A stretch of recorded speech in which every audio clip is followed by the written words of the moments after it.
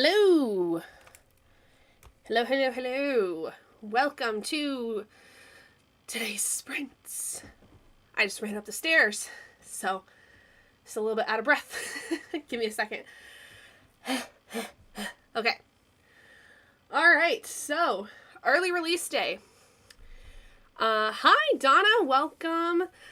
So it turns out that the class I thought I was going to be having today ended up actually being yesterday. I made it. I was there. Went well. And so I don't have to worry about cutting sprints short today. Woohoo! Love that for me. So have a few things that I still need to do.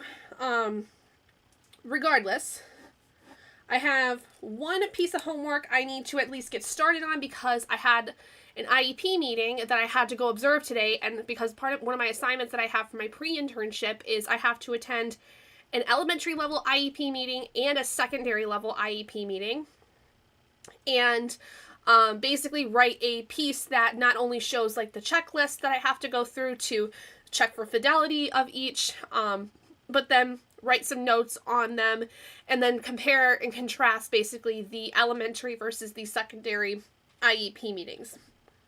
So I can start the elementary notes today, and I'm going to get that done, and then I'm done with homework for the week, as far as I'm aware.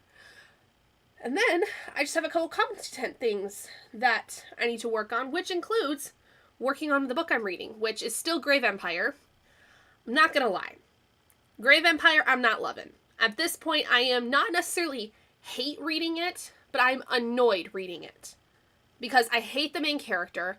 I don't understand really anything that's going on. And at this point, I'm so far into the book that I feel kind of lame just DNFing it where I'm at. It's gonna be at least a 2-star. It's not great. Not my favorite. And I'm pretty disappointed, to be truthful. Editing a video for Friday, and I've started Mistborn. Oh, I love Mistborn. Have so much fun with it. Also got to a certain part for Outlander. Ooh. Hi, Kay. Hello. So what I plan on doing first is getting the assignment done. I also need to eat lunch because even though I'm supposed to eat lunch still on an early release, like we get out 2 hours early to the end of the day, and I still have a lunch period, I had to miss it because of the IEP meeting that I was in. It went into my lunch period, and I also had to clock out for that time. Like, I couldn't basically do my project on on my work time. I have to clock out for that. And I was expecting it to go from 11:45 to 12:45 today, but it ended up actually only being about half an hour. So I just pretty much lost my lunchtime, unfortunately, which is fine. Like, I had a pretty hefty snack when my kid had snack today. I made sure to pack some stuff for that. But I am hungry. So I'm going to eat first before I do any homework because I'm hungry. Oh my gosh, my nose.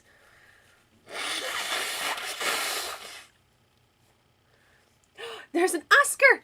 Oscar! And he's gonna go under the desk because that's where he likes to be when Mom's at her desk. Hi, sweet boy. Hi, baby. He is so happy that Mom is home early today. He was so excited. You guys should have seen him. He was about turned inside out. Isn't that right, my sweet little boy? Looking at me like, Mom, why are you talking to weird people in the camera again? I thought this was just us time. Hi, baby. Hi. Are you gonna lay down? That's chapter 13, Christina, but I'm kind of just sitting listening to it as it is so much like the show, which I'm loving. I have heard that the TV show is a really good adaptation of those books. I have yet to read anything from Outlander, but I've heard really good things about it. Oh, Oscar's decided he's going to lay behind me as opposed to laying under the desk. Oh, also, I'm loving the sunshine. It was pretty cold today, considering how much sun we've had today. It's currently 46 degrees, but there's a bit of a wind chill. Let me see what the wind chill brings it down to. 37. So, it's 47 now. feels like 37. We're supposed to have a high of 51 though today, and then it's going to start going back up again to almost 70 by Friday. And then it's going to dip back down, and then go back up, and then go back down, and yeah.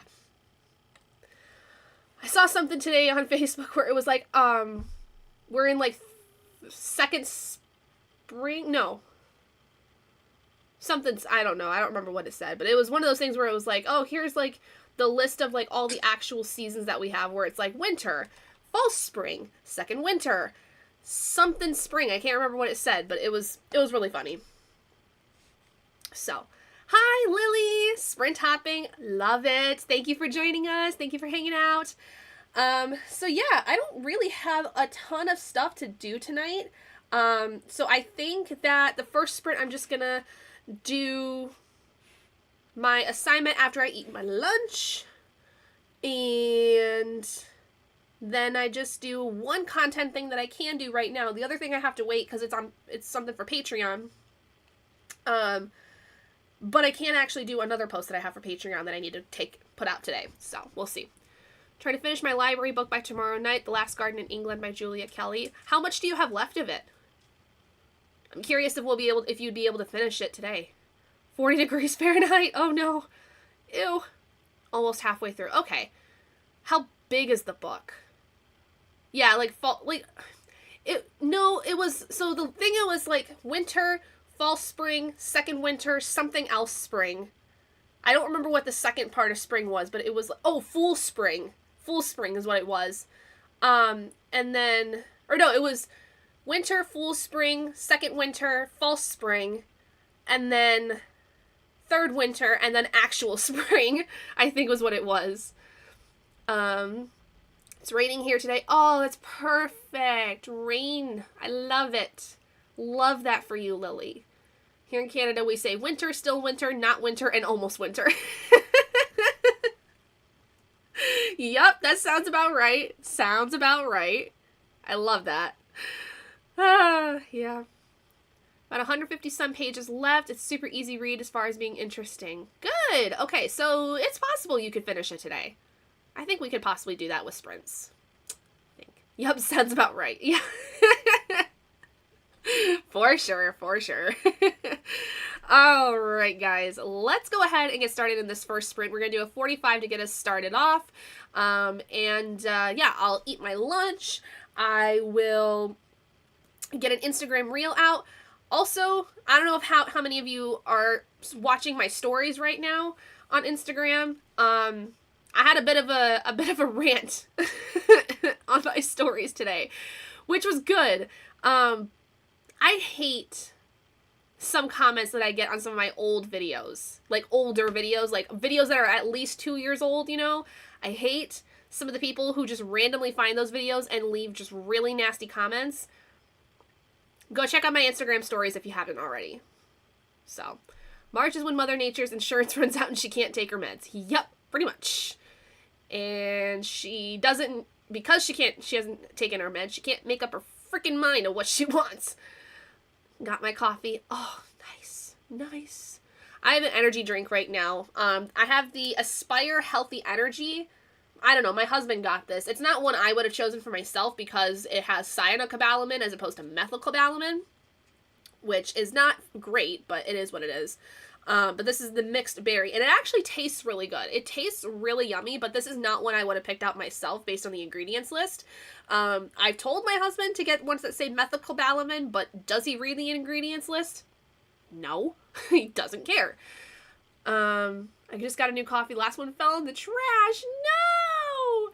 Not the coffee in the trash. Meh. I hate that for you. I would be sad too. I would have cried. Oh my god, this morning. Okay. Little sidebar before we start sprints. This morning, went to make my coffee. I didn't realize I had very little water in my Keurig this morning. So you want to know how much coffee I had? That much. That much coffee. I might as well have made an espresso shot, but I don't have an espresso machine. I had to fill that bitch up with a protein shake to at least give it something. And I don't normally mix my coffee with protein shakes. I like it. I like the idea of it. But the last time I did that with one of my coffees, it didn't taste really well. It didn't mesh with the protein shake I had. But this one, thankfully, did. So I was able to get at least a little bit of coffee in. Just a little bit. But boy, did it not make things nice this morning when I had a child who was nothing but fussy all day today. At least it was early release. And it went by really fast. And now I have an energy drink, and I have a secondary drink with my lunch that I can have. Yeah, it was not fun. I was not a happy girl this morning. I seriously went to get the coffee cup out of away from the Keurig, and I look in and I see there's like a tiny bit of coffee, and I'm like, are you fucking kidding me? That's it? That's all I got? Because I forgot to fill it with water. I'll fill it with water tonight, but I was so mad because I was also running behind this morning, so I didn't have a lot of time to refill it. It was not a good day. It was not a good way to start the morning, for sure.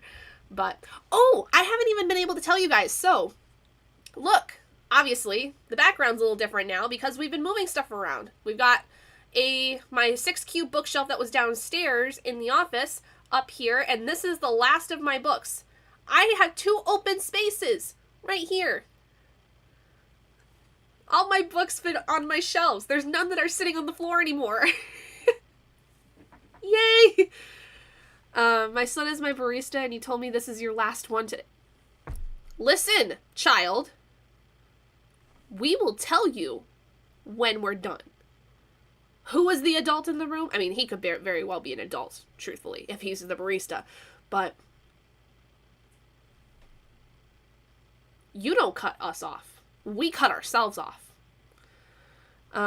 We're doing early release today, too, since I'm the home teacher. I get to decide. Perks of homeschooling. Whoop, whoop. Thank you. Yes, I'm very happy with it. I've got the tall bookshelf here. I'll spin you around a little bit without trying to knock over my stuff. I've got the tall bookshelf here, right on the other side of the window, so there's enough room for a portable AC unit when it gets to be summertime.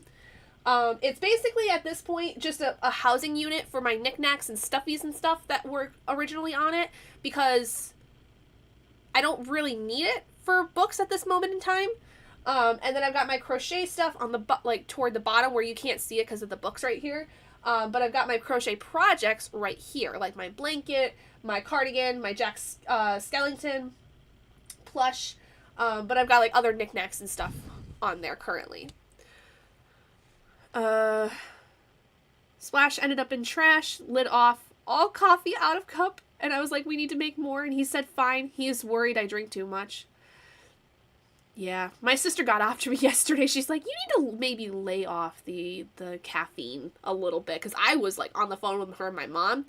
And I was everywhere. Room is looking good. Thank you. Sire, do we pay for the goods? Then we say when we are done. Exactly, Donna. Yes. We are the ones that pay for it. We are the ones that do the electric bill, the water bill, all that stuff. We're the ones that say, enough's enough. Damn straight. Don't mess with us coffee lovers. Exactly. It is our life supply. It is our blood supply. Our blood is coffee. You get rid of that, we die. It ain't gonna work. And also, I just realized I have my Nightmare Before Coffee sweater on. Hold on. Nightmare Before Coffee! This is a gift from my father-in-law. Because I'm a little obsessed with both coffee and Nightmare Before Christmas, if you didn't know. Hi, Draws! Like the Funko Pop Tower in the back. That's actually, funny enough, these are all my husband's. These are my husband's collection. I mean, technically both of ours, because like there's some that are in there that are mine. But yes, this was specifically his doing because this space up here used to be his man cave. But we can't fit everything down in the office where he is now. And I was like, I kind of like the Pop Funkos sitting there. I've got more sitting on the bookshelf back here that's hidden by the fan. And I have more in the library that are sitting around. So we have a ton of Pop Funkos in this house because we are Pop Funko people. But it is sweet he cares. But it's my coffee. Exactly. It's sweet that you care. We appreciate that you care. But leave the goddamn coffee out of this. Reading, listening to Outlander too. Oh, nice. Thank you. Yes, my father-in-law is absolutely amazing with finding things that, like, are reminiscent of me to him. So this was my Christmas present, I think, 2 years ago. And it is one of my favorite sweaters ever. Ever, ever, ever. Have to restart chapter 2, but we'll catch up to Nakota's chapter 7 and probably pass them today if I remember to press play. That's always the problem, isn't it? Is remembering to press the damn play button. Oh boy. Alright, with that, let's go ahead and get into our first sprint. Let's see if this will pop up like it should. We'll see.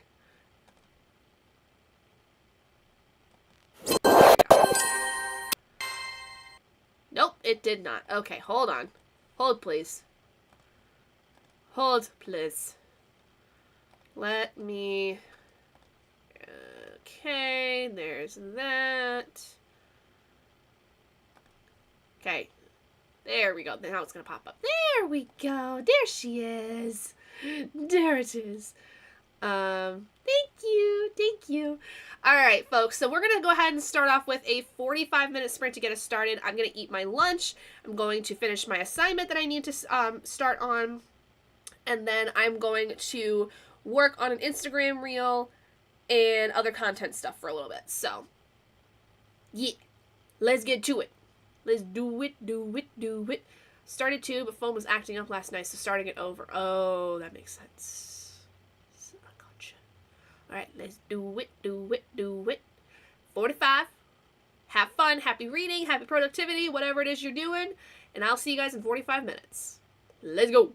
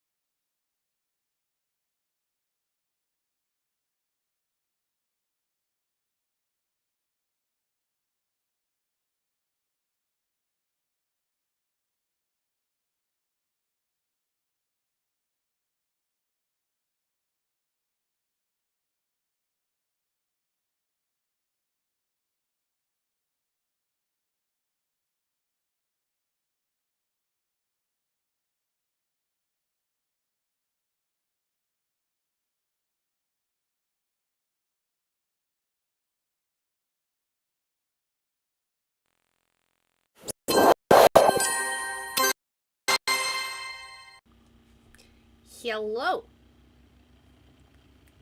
Hi. Hey. Okay, so finished my lunch, got my assignment done that I could, got up a reel on my Instagram that y'all can go check out now, and made a post on my Patreon, and then updated my bullet journal here as well.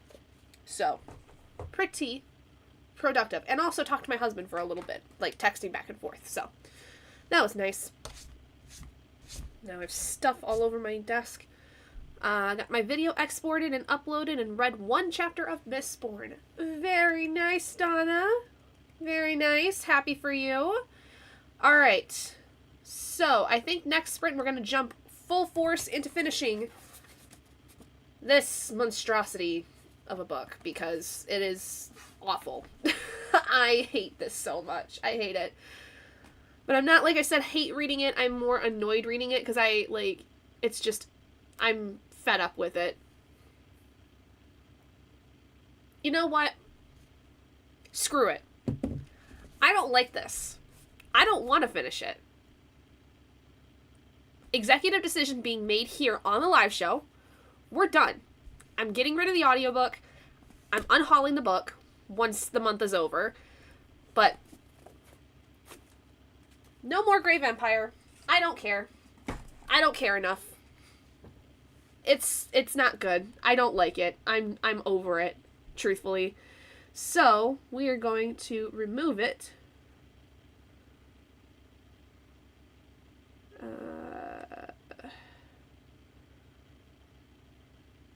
I'm going to hide it because I don't want it. So,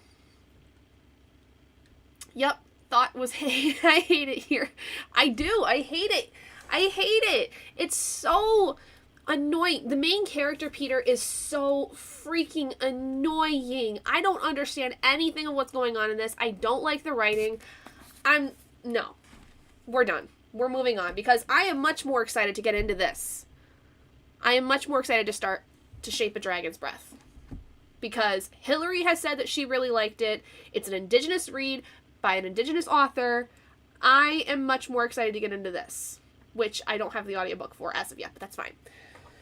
So, and this is my second to last carryover from February. So this is To Shape a Dragon's Breath by Monoquill Blackgoose. This is a fantasy that is essentially like, it takes place in our world, like as we know it, but the continents are all named differently, and there's dragons, and there's a magic school involved, but it deals with an indigenous person. It doesn't say necessarily where indigenous-wise exactly it is. I'm sure I'll find that out as I read it, but Hillary really, really liked this. She said it was really good, and I am participating in the Studis read-along, which is like year-spanning, and every month you read a book that pertains to a particular prompt for the month. So, fought with my phone, then chatted with my son, making plans for the rest of the day. I got about halfway through chapter 2. Nice! You probably have, Donna. Hillary has mentioned it before. Like, she was reading it, I feel like a few weeks ago. And she said she really, really liked it. So you probably heard about it through the sprints here. But yeah, Indigenous and dragons. I'm sold. Like, I think this is going to be great. So I'm just going to check something real quick in my bullet journal. Oh, excuse me. Let's see. Yeah, okay. So, yeah, I have this and one more book from February that's carried over, and then I can fully get into my March TBR, which I need to get done. I have, especially because we have the Witchathon round of Ostara coming up on the 24th, I believe it is.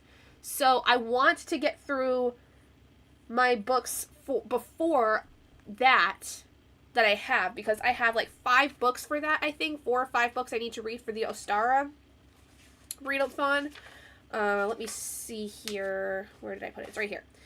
Let's see. So I have 1, 2, 3, 4, 5, 6, 7, 8 books to read. And then there's only one prompt I haven't fulfilled yet for Ostara. Oh, it starts the 20th, so I have even less time than I thought. I need something to fill in one prompt still, but we're going to see if, like, any of the books, the 4 books that I do have listed for it, are going to work, because they could double for things. Yes, Kay, I loved Firekeeper's Daughter and Warrior Girl Unearthed. I've actually met Angeline Boulley twice, and I have both of my copies of Firekeeper's Daughter and Warrior Girl Unearthed signed. Let me go grab them real quick, because probably one of the coolest things I've ever experienced is meeting Angeline Boulley twice. And I've met her with my mom, and oh my gosh, I have actually a whole vlog from this time last year where I went and saw Angeline when she was moderating Ferda Abike Iyemide's Where Sleeping Girls Lie release, because about a year ago now Where Sleeping Girls Lie was released, which I love Ferda's work. Let me go get my books real quick.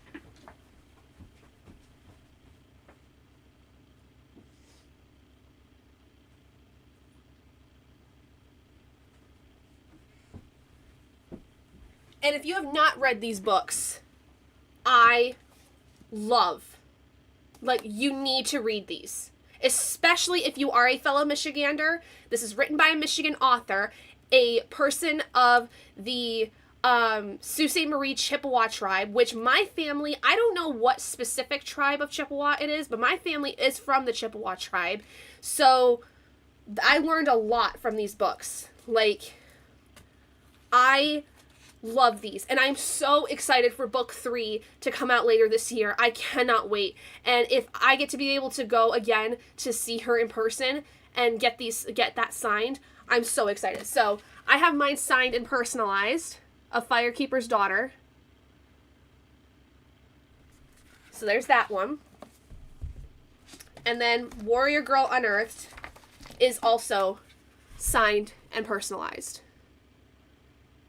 Angeline is so freaking sweet. I love her so much. She is so kind. She is so adorable. Like, just hearing her talk about writing these books was so fascinating. I have a whole vlog, like I said, where I met her for the first time.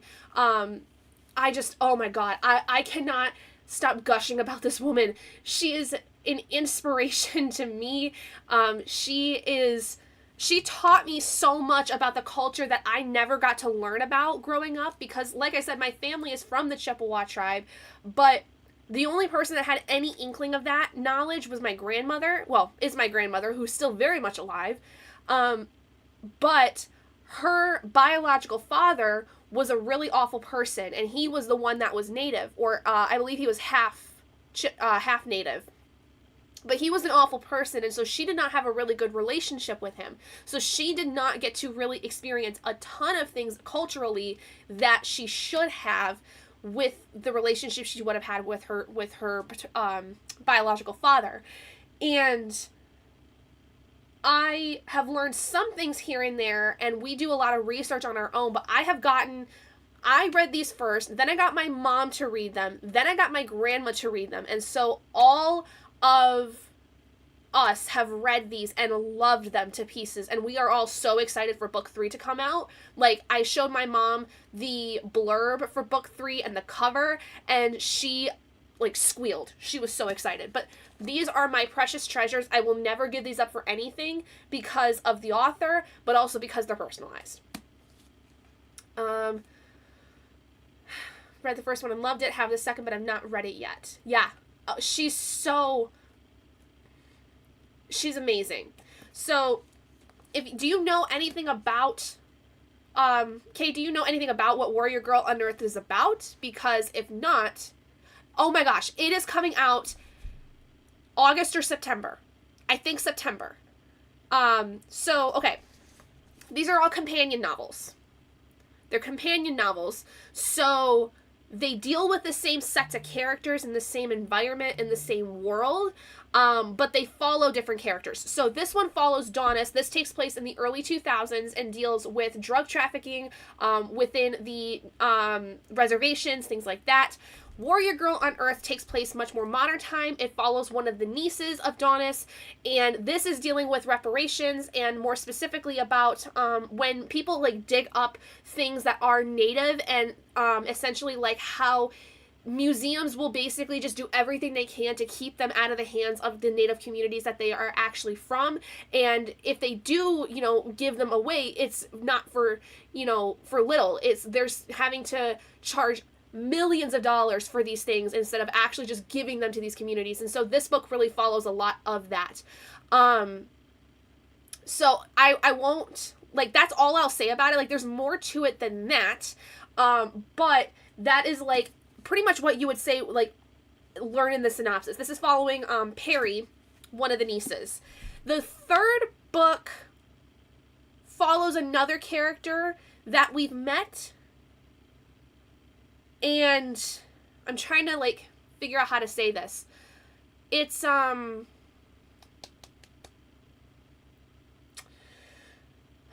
it's one of those things where like there's a huge secret revealed, basically. That's all I'll say. There's a big thing revealed. Angeline, when I had met her and I watched panels that she did, she had said that book 3 was going to take place kind of between the timelines of book 1 and 2, and that book 4 was going to then take place a little bit more in the future. But I don't know if that's the case still. I don't know if there's been changes, because this, again, was like over a year ago. Or not over a year ago. It's been about a year since I listened to her talk about it. And, you know, I was not expecting book 3 to come out at least until 2026.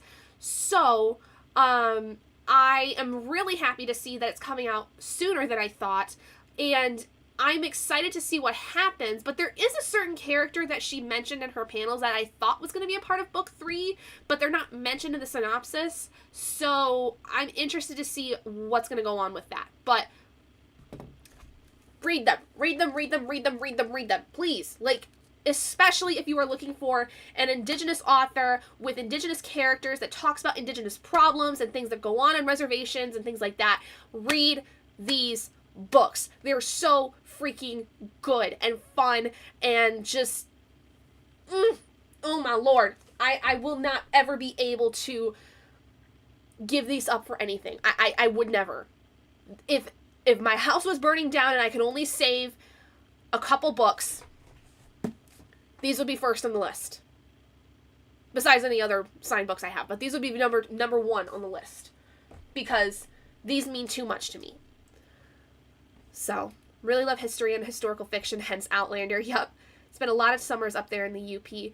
My mom and I actually were trying over the summer, in like July and August, we were thinking about going to a powwow up in Sault Ste. Marie, but the problem is that the only ones that were available were closed to the public. Like, you could only be part of the tribe and go to them, which typically is the case for a lot of powwows, but I also went to Central Michigan University in Mount Pleasant, which is a very well-known area for Chippewa natives. There's a huge reservation in Mount Pleasant, Michigan, and like in Isabella County, and essentially what happens is on campus, because they have such a massive Native American presence within the community, they hold a powwow about every fall. And I went to school there and I missed out on all of it because I was so busy with work and school and stuff that I never got to go. But my mom said that she had gone with my grandma one time when my mom was in school at the same university and said it was amazing. And so we've been meaning to go back. It's just been, you know, with both of us working and all this stuff, we haven't been able to go. But I'm going to really try this year to get myself to go to one if I can.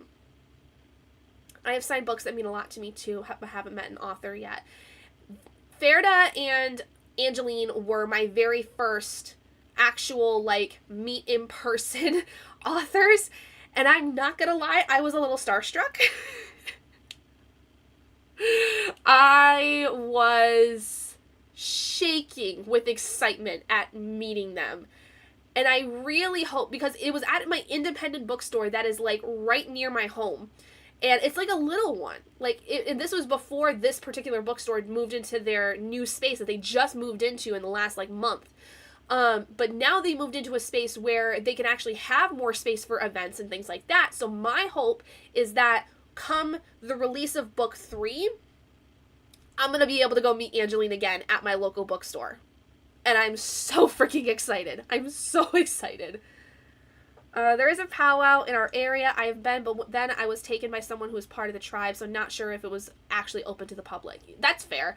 I love when you can, like, get invited to that kind of stuff, because it's such a great experience. Like, I've seen videos of powwows on, like, TikTok and Instagram and stuff like that, and just listening to the music and watching the dances is so beautiful. Like, the outfits are gorgeous, the dances are so much fun to watch, and, like, it's just such a beautiful art form. But I believe it is the same tribe that she writes about. Yes. Yep. I would assume so, because most of Michigan is Ojibwe based. And I say most because, you know, I could be wrong. But actually, funny enough, earlier this year, I got to I got to tell some students about a little information I knew about the Three Fires tribes, which are the Anishinaabe, which the Anishinaabe is like kind of the overarching group, and then you have the Ojibwe tribes, and then you have, more specifically, Chippewa. Yep, Ottawa, which, if I remember correctly, is Ojibwe. Yep, there's Ottawa, Potawatomi, and Ojibwe. Those are the Three Fires of the Anishinaabe that are based in Michigan, but I do believe there are more reservations that are Ojibwe related. Like, it's interesting, because, like, there's the overarching Three Fires, which are the Anishinaabe, and then you have the different sections, Ottawa, Potawatomi, Ojibwe. And then within each of those, you have little, even smaller subsects. So, like, Ojibwe, there's the Chippewa tribe, which is what my family is from. Supposedly, at the very least. That's what I've been told my whole life. I mean, I've never known anything different. So, that's as far as I know. But I actually was trying to learn Ojibwe for a long time.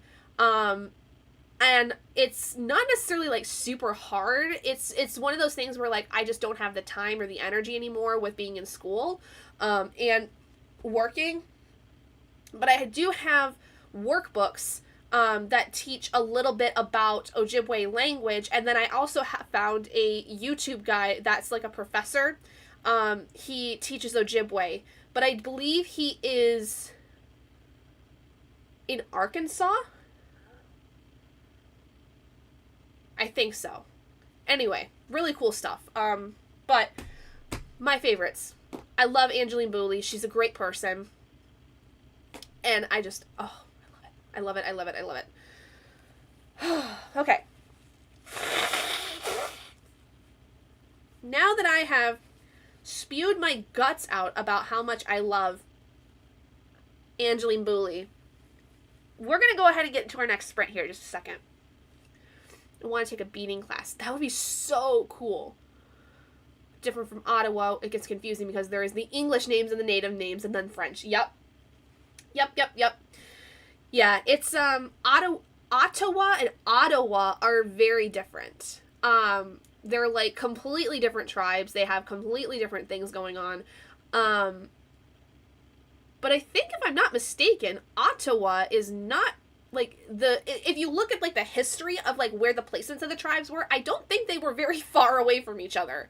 Like, I think Ottawa is, like, more Canada, if I'm not mistaken. I could be completely wrong, but I'm relying on very limited, like, fuzzy knowledge of the history because it's been a long time since I've actually studied a lot of that stuff.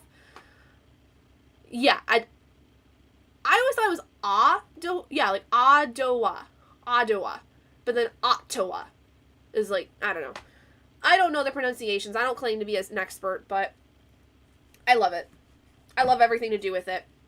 And actually, cool enough, so on my thigh, I can't show you now because I've got jeans on, but on my thigh, I have a tattoo that I got in celebration of my grandmother. and our family heritage, where it's an arrow and it's got the Chippewa colors and it's got other native colors that were really used in a lot of like textiles for the tribe, which is really cool. And we picked an arrow because I asked my grandmother, I was like, what do you feel like is something that really simplifies a lot of like our family and, you know, what you know of it? And she told me an arrow. And I was like, okay, that's cool. I mean, because I specifically wanted it to be something that like reminded me of my grandma. And she really identifies with the arrow a lot. And so I had it made where it was much more ancient looking, like it's got more of like a stone arrowhead, which is really cool. Sounds reasonable. Yes, they did not go over very well in school. Yeah. Okay, that's how they say it up here. Okay, fair. How they say the name of the casino that is up this way. Right. Okay, right. Yeah, that makes sense. Yeah, it was not taught very well. Like, I'm actually surprised that they teach it at all still. Like, the class that I was in at the time when they were talking about the Three Fires was a 3rd grade classroom, because they were actually getting ready to go to a local museum that had a little like area dedicated to the native tribes. But also, if you go up to Mackinac Island at all, if you're in Michigan, or you're ever planning to come to Michigan, there's Mackinac Island, which is basically right between the upper and lower peninsulas. It's a tiny little island, and it's not an island where, like, you can drive through. Like, everything is done with horse-drawn carriage, and it's a great tourist attraction place, but they have a lot of things up there that are dedicated to the Native American tribes. There is recently, in the last few years, they opened up a little exhibit next to the blacksmith house that's up there that my mom and I got to go see this past summer. Instead of going to the powwow, we decided to go to Mackinac Island, because it's been a while since I'd been there with my family. And we went to this little house that had a lot of information about how there were actually like liaisons of Native people, specifically Native women, who either were married into white families or whatever, but they became liaisons between the white people and the Native tribes, and how they actually used to be able to work together pretty well for a long time.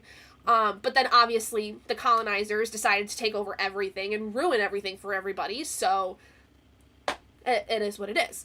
But there was a point in time where they actually relied a lot on the liaisons, who not only could speak both of the languages, but they were able to culturally blend things very, very well when, you know, either marrying into families or at least working with white families. And it was very fascinating. So definitely, if you get a chance, go check out Mackinac Island. They have a lot of stuff in the forts that are about Native people. They have a whole like area of the islands that has like teepees and wigwams and things like that you can learn a lot about.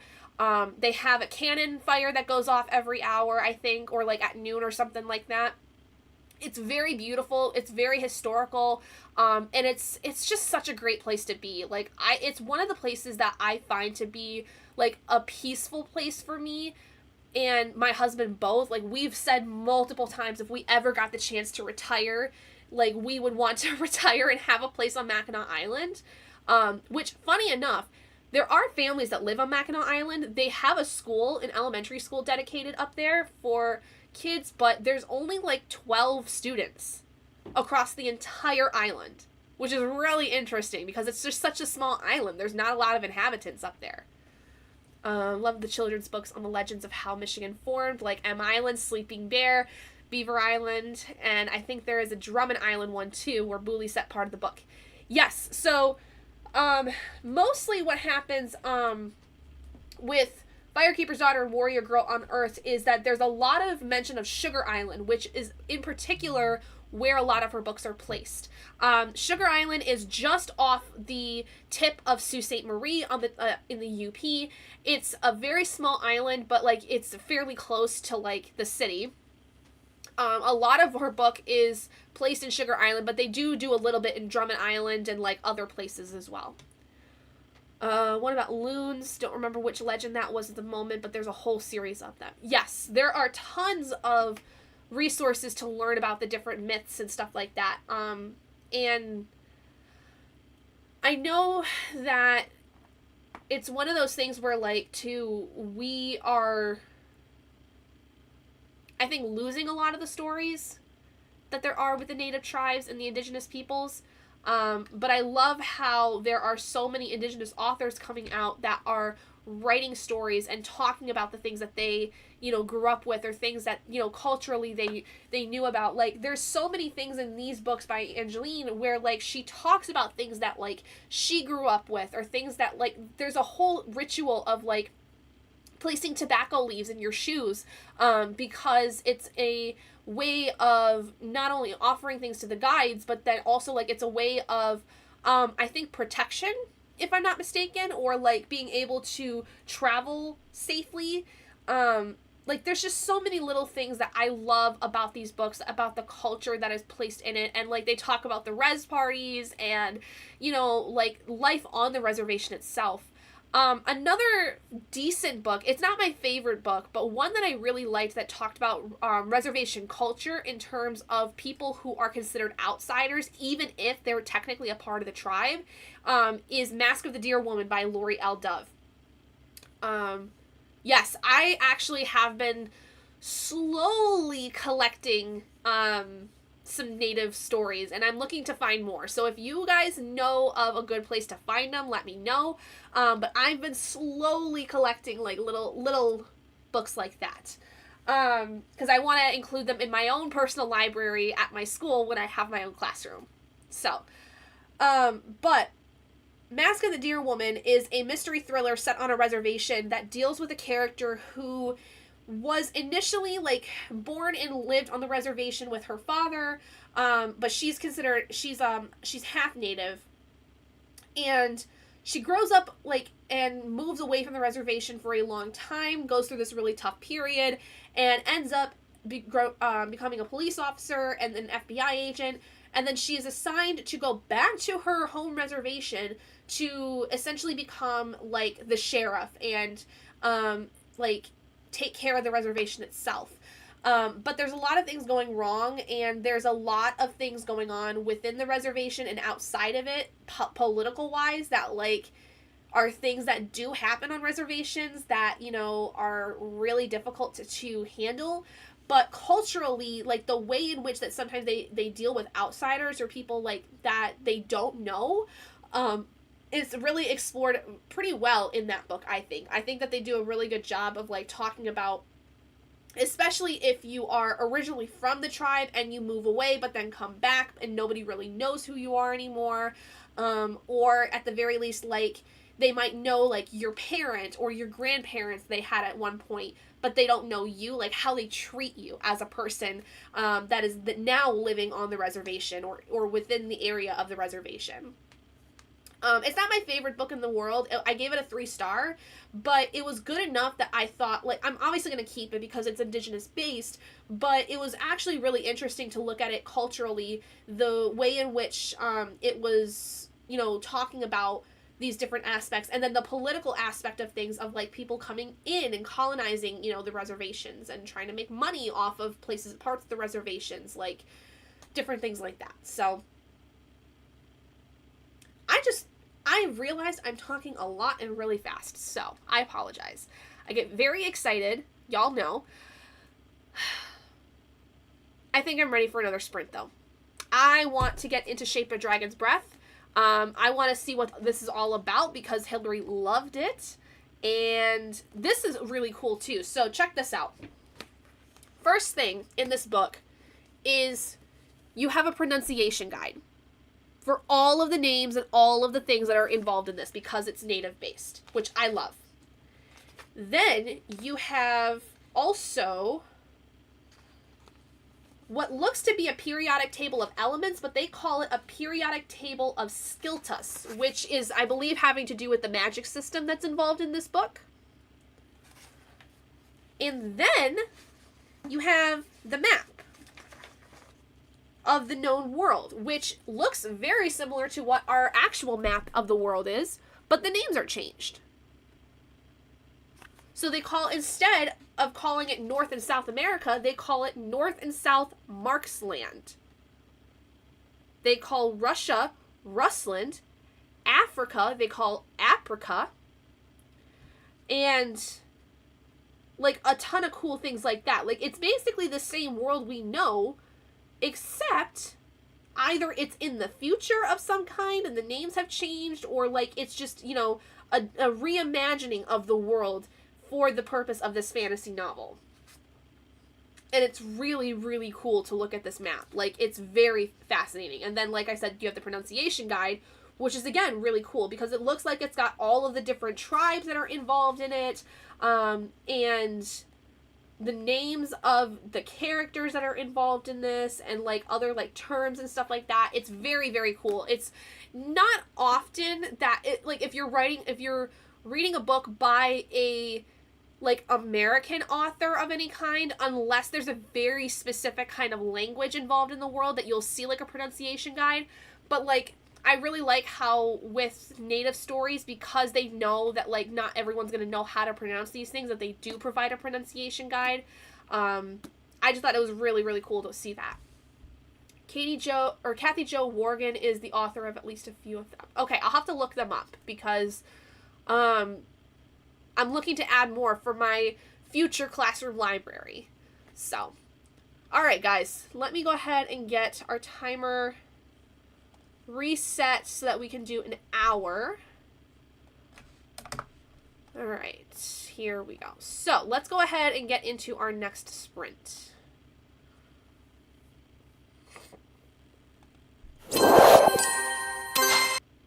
Alright, folks, so we're going to do 1 hour.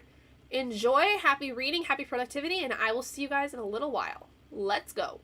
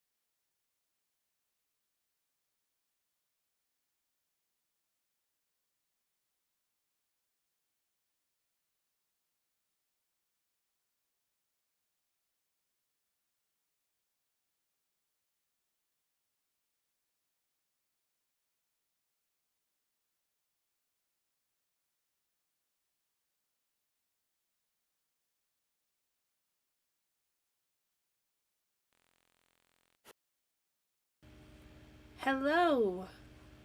Okay. How'd y'all do? I realized when I went to start that sprint that G from Book Roast had posted in Patreon early access for the announcement for the spring equinox of Aurelium. So I watched that. Very excited. I cannot wait. And so I watched that. I did read a little bit of To Shape a Dragon's Breath. I'm 14 pages in and I'm already really liking it. And then the brain goblins started gobbling. So I needed to calm down because I was getting anxious for some reason. So decided to pick up my blanket since I decided to DNF Grave Empire. Sorry, I'm trying to scoot up, but sometimes my blanket gets caught on my chair and I can't. And this chair is not super conducive to carpet, so it's a little difficult. But so I decided to get another roll of my blanket done with my DNF color. So there's that. Not gonna lie, I'm still kind of anxious. I don't know why. I'm just like, I'm feeling the anxiety's like sitting right here, and I don't know why. Hi, Jen. Working a bit before dinner with friends and listening to the unmaking of June Farrow. Very nice. Hello, Leslie. Welcome. Midweek self-care needed this evening. My new Stitch game arrives in... Switch game. Stitch game. Good lord. Switch game arrives in the mail today just in time. Disney Dreamlight Cozy Edition. What? I'm going to play some of that before diving into reading. Very nice. I have Disney Dreamlight Valley as well, but I don't have the Cozy Edition. I actually got that game right when it came out initially, like when it was still in, I think, the beta form, when you could get it, I think it was for free. No, it was like $60 or something like that. It was like the beta version. It was really cool. Read about 20 pages and made some food. Thank you. We're making some good progress on it. But yeah, I'm feeling anxious for some reason. I don't know why. Anxiety. Never really know why you're anxious, but I needed to like do something with my hands and like focus on something like as my brain processed what it's going through, because I couldn't do that while trying to read. But I really do like the beginning of this, and I really think this is going to be one I am going to like, considering that the last book I read was a DNF. So okay. What have we got going on this week? So, want to remind everybody once again, the rescheduled date for the live show for Words Like Coins and Royal Assassin for the Robin Hobb Realm of the Elderlings read-along. That rescheduled date is this Saturday at 8 p.m. EST. I canceled it last week because after doing a 9-hour live stream last Friday, I was pooped and needed a break. So we are going to do that live show this coming Saturday instead. Usually blame it on the collective energy plus the eclipse and full moon. Oh my gosh, I know. The blood full moon lunar eclipse. It hasn't been hitting me like that badly, but it definitely everybody can feel it. You can feel it in the school, and then on top of it, you've got spring break coming up at the end of next week, so everybody's feeling that. And then it's getting warm, so all the kids want to be outside all day, so there's that. It's a lot of things. Got a load of laundry folded on chapter 3. Very nice. This doesn't have chapters, but it's interesting. It's kind of like little small sections of things. What is on my shoulder? Something. I don't know. Oh. Like, I can feel, like, from my chest down to, like, my abs. Not my stomach, but, like, my abdomen. Like, I can feel the anxiety, and I don't like it. I don't like that one bit. It does not sit well with me. I want to not feel like this. You ever have, like, a thought? Like, something pop in your head? Like, it could have been something that you dreamed about the night before. It could have been something that happened during the day. And, like, it could just be a completely innocuous thing. Like, nothing really important, nothing really, like, to be worried about or anything. But, like, you have, like, something that happened in your brain, and then, like, you just sit and ruminate with that, and it just spirals and spirals. That's kind of where I'm at right now. And I don't know what to do with it. Ugh. I don't know. Yeah, it's not fun. It's really weird. Like, the thing that, like, keeps circling in my head is, like, I had this really kind of scary dream last night where, like, I was visiting a group of friends who I've never met in person. Like, there are a couple people that are online, like, a long time ago. If any of you were around, I doubt most of you were, but if any of you were around during my gaming era on my channel, all the videos for that are gone. Like, they're gone. You're not going to be able to see them. There was a friend that I met that is a really popular simmer. Her name's Fantasia. Her name's Rachel. She and I are friends. And so the dream was I was visiting her and her husband, and I went to leave, and I don't know why. It wasn't anywhere near where they actually live, and as far as I know, at least. And I was walking I drove, and I somehow came across an ex-boyfriend of mine who was not necessarily, like, a bad guy, but he had a temper problem, and I kind of broke up with him because of that, because I didn't want it to become something where, like, when his temper would flare, it would come, like, he would take it out on me. Like, I didn't want to do that, so I broke it off with him before it got to that point. And in the dream, like, we saw each other, we're sitting and talking, and then all of a sudden, he, like, kidnaps me. And, like, it went bad from there. And then, like, I escaped, and, like, the whole thing is, like, him stalking me. And I'm not talking, like, a dark romance, like, good fun time. You know, this was, like, actual fear-inducing, like, kidnapping, stalking. Like, it was really, really scary. And, like, now that's, like, stuck in my brain. And for some reason, my brain is fixating on that right now. That whole dream. And I can't get it to stop. Like, okay, mind you, I have not seen this man since I broke up with him over 10 years ago. I have not seen him. I have not interacted with him in 10 years. Why is my brain doing this to me? I have not seen anything about him. No one I know talks to him ever.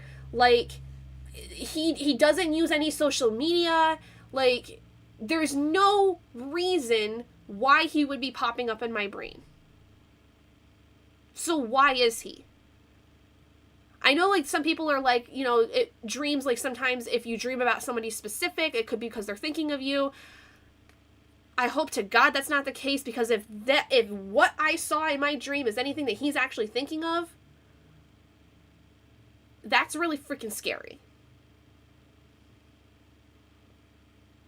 Yeah, I don't know.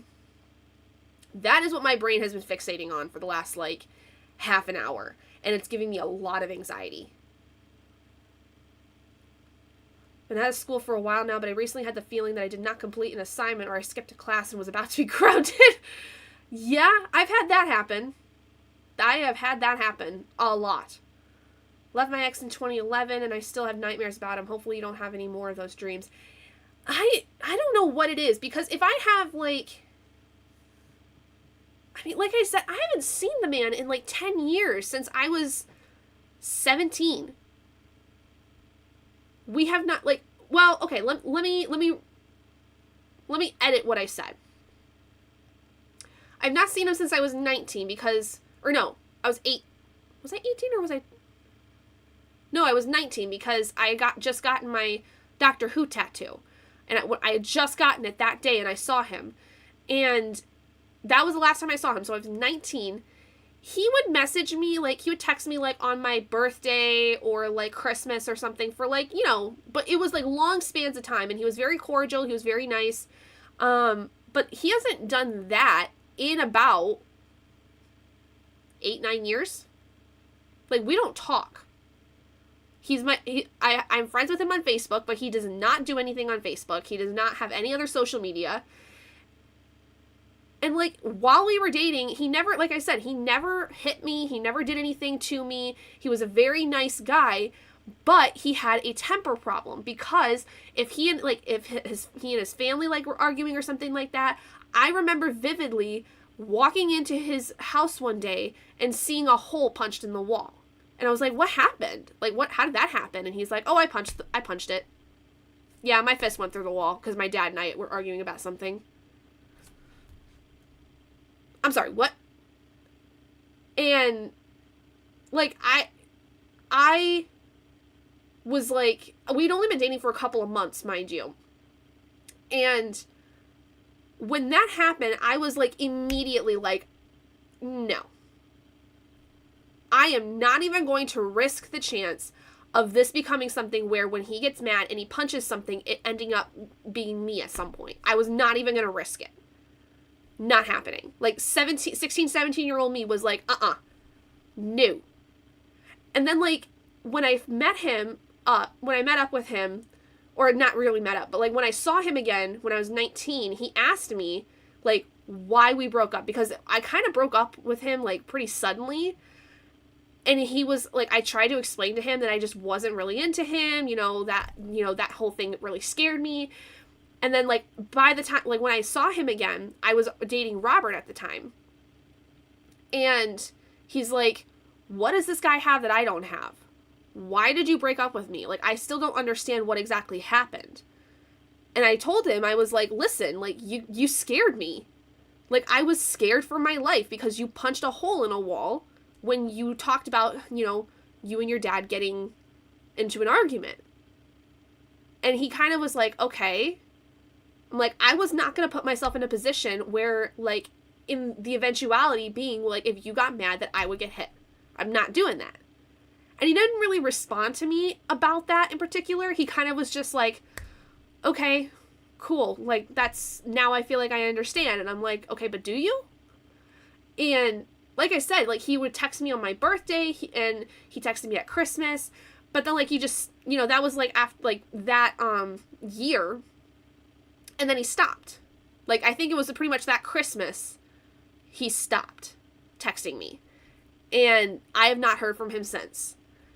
So, I don't understand why my brain is, like, now fixated on this, like, dream that I had. Dreams are supposed to be the way to our brains process things our conscious brains can't handle. We repress really traumatic events. So maybe it is just your brain trying to process stuff from before to prepare you for what comes next. And dreams are usually symbolic, not literal.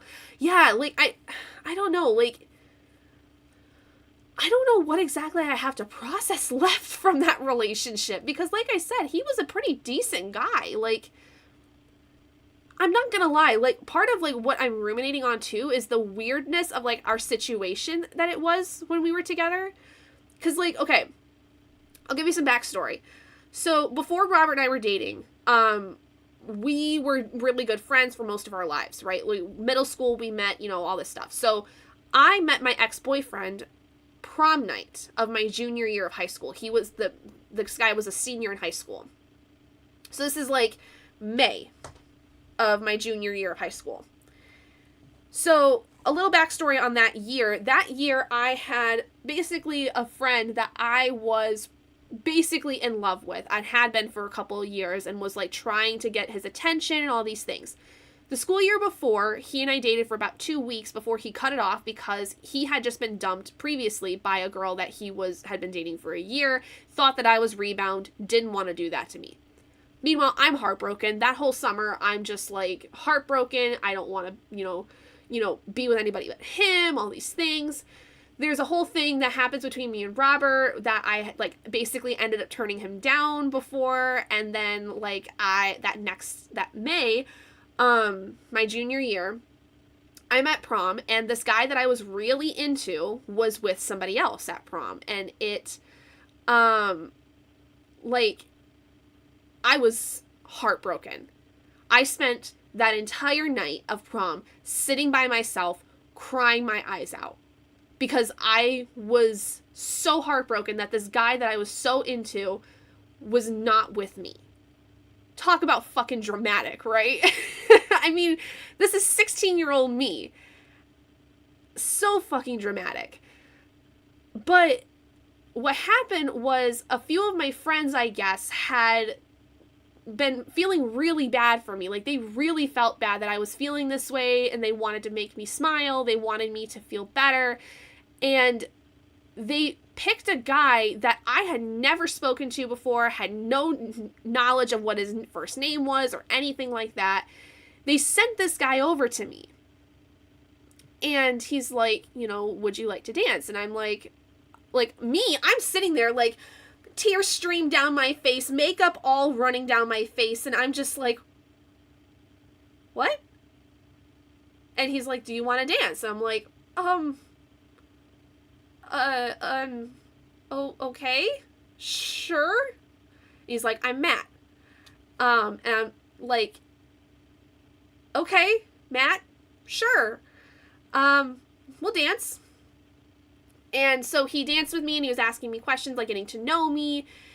And I just, this whole time, I'm like shell-shocked. Like, I'm just like, I don't know what to do. My brain can't handle this, like, overload, complete, like, anxiety overload, like, not able to process what is actually happening. And I leave shortly thereafter, and I'm kind of just like, I don't know what just happened. I was sitting there crying for so long, and then all of a sudden, some random guy comes up to me and asks me to dance, and I don't know how to, like, tell him no, because I'm, like, too stunned to speak. So then, what happens after that is that the following Monday, I'm sitting at breakfast with my friends, and he comes up. He somehow, like, somebody must have told him either where I was or he was walking by and saw me. I don't know. But he comes up to my table and is like, hey, can I talk to you for a second? And I was like, sure. Because I was talking to my friend about what had happened at prom night. And I was like, okay. So I go to another table not far away from my friends, and he's like, I really, want to get to know you more. Can I possibly get your number? And I was like, what? Like, you met me 2 nights ago, and you're asking me, what is happening? What is happening here? Like, am I being punked? Like, I seriously thought I was being pranked, because there was no way that I could be feeling so low at this point in my life that then somebody just randomly, by fate, somehow comes up and meets me. And I later found out that my friends had sent him over to me, basically. And so, he and I get to talking, we kind of start dating a little bit, and we spend the summer kind of like back and forth. Like, I was doing a lot of traveling in the summer for my sister's softball stuff, and he was in the process of going to college, but the college he was going to, they did a co-op where, like, for a couple months over the summer, he would be working while then, to help kind of like basically do his school stuff.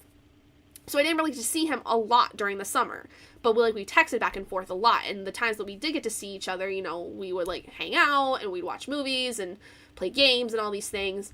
And like the whole time he's been like perfectly fine. He's been like, he's a perfect gentleman. Like, he's never like pushed me to do anything I didn't need to or didn't want to. He would always be like really kind about asking me to do things before they happened. And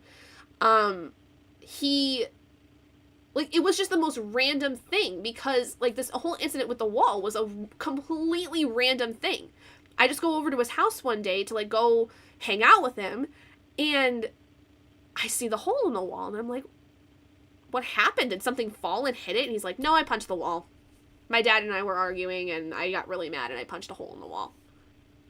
So this like completely threw me for a loop. And I was like, this is weird. How is this cannot be the first time. Because the way that he said it too made it sound like that this was not an uncommon thing for him to do. And I was like, no, I'm not doing this.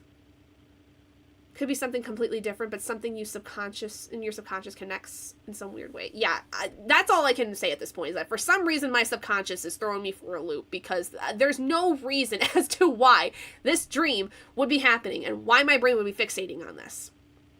So anyway, shortly after all that, I break up with this guy, and I'm like, listen, it's just not... I tell him initially that with him being in college and me still being a senior in high school, I was not ready for a long-distance relationship of any kind. And I really wasn't. At this time in my life, I was completely against long-distance relationships because I was convinced they didn't work, that they were, a waste of time. And I didn't want to go through with that. But underneath a lot of it was also this whole thing with the wall. And I was like, I don't want to be a part of that. I don't want to be involved in that.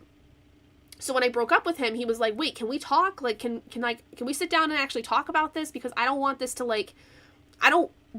to happen, but I want to understand what's going on.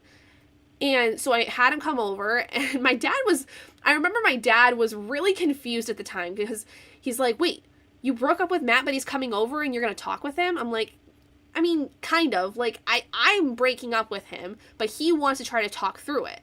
He's like, oh, okay. Because my dad was really confused for some reason, why my boyfriend at the time was coming over when I had just broken up with him. And so I talked to him, and I was like, listen, you really scared me. Like, the whole thing with the wall freaked me out.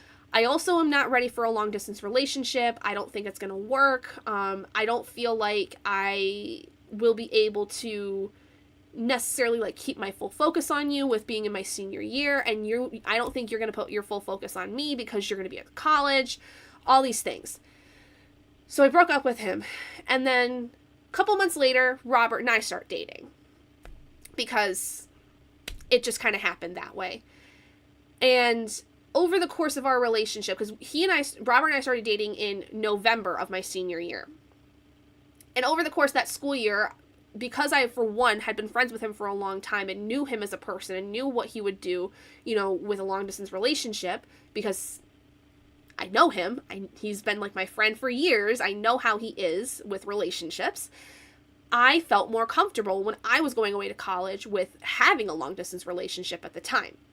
And so that, like, obviously the rest between me and him is history, because we're married now. We're planning on having kids. We have 2 dogs.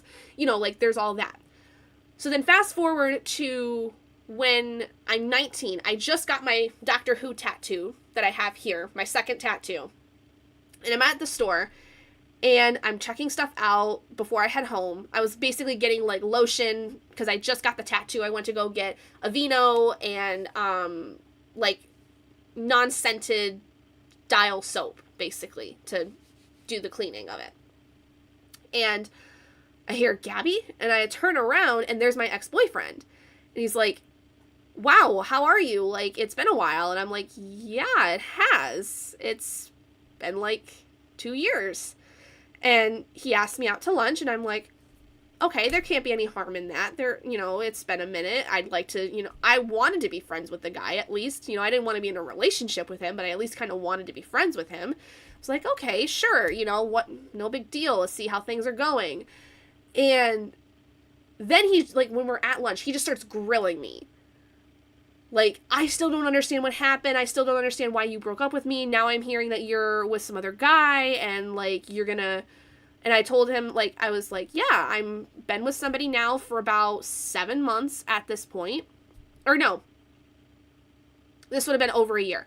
I've been with this guy for over a year and a half now. Things are going really well, and I'm getting ready to go to college. And he's like, so are you going to break up with him like you broke up with me? And I'm like, no, I'm not going to. And he got, really confused, and he looked at me kind of funny, and he was like, wait, you're not breaking up with this guy, but you broke up with me because you were afraid of doing a long-distance relationship? And I looked at him and I'm like, yeah, I've had a lot of growth in the last couple years. I know this guy. I've known him since middle school. I know how he is with relationships. I know how he is as a person, inside and out. I trust him. I trust him and I trust our relationship to be able to handle me being in college and doing a long distance relationship. And he got kind of like upset, not like super mad or anything, but like he definitely, like, you could tell he got kind of upset about the whole thing. He's like, well, guess I just wasn't the right one, huh? And I was like, nope, no, you were not. You definitely were not. And so then, like I said, he had texted me like happy birthday, he texted me Merry Christmas, and then I have not heard from him since. So why is my brain so fixated on this whole thing? Why is my brain fixated on these memories and on this dream that would never happen because I have not seen or talked to this man in almost 10 years? Why? Why? Somebody explain that to me.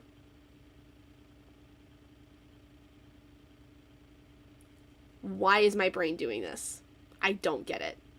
I will say I feel better now that I've like talked this out, like actually like vocalized all of like the thoughts and the things that were in like the backstory. Like I feel like I actually feel good about it.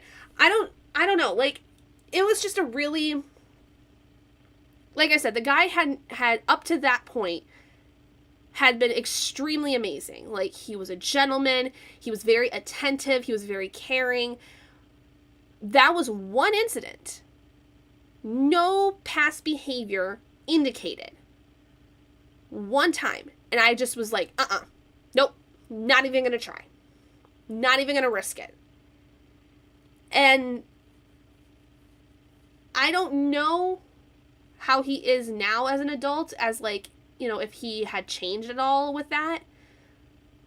I'm wondering if part of my dream was, for some reason, some amount of fear that just decided to pop up. But why now? Like, I could see this happening, like, you know, as I'm processing it, like, maybe a couple years after all that. But nearly 10 years later, when it wasn't even that traumatic of an experience?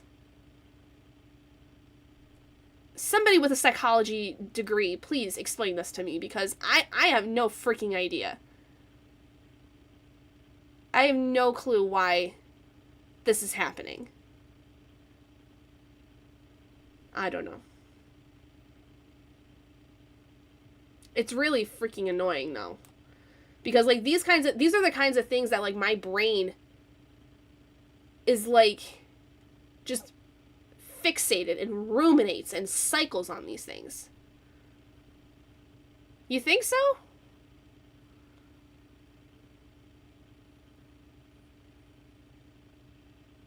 I mean, I guess that would make sense to some extent. Because one of the thoughts that kept popping up, like, as my brain's ruminating on this, is the fact of, like, what would have happened if I stayed with him? Would I have already had kids by this point? Probably. And, like, I keep thinking of, like, you know, if I had actually stayed with this guy, I probably would have gotten married about the same time that I did. But I probably would have a couple kids already. I would not be surprised. I definitely would have animals. Because he had, like, a bunch of dogs. And, like, he grew up on a farm. Like, my life would be very different, but there'd be a lot of things that would be the same. But why is it that the dream then was so violent and so scary? Because he wasn't that scary of a guy. I don't understand. Like, this is where I don't understand the connection. Fear can do weird things. Maybe.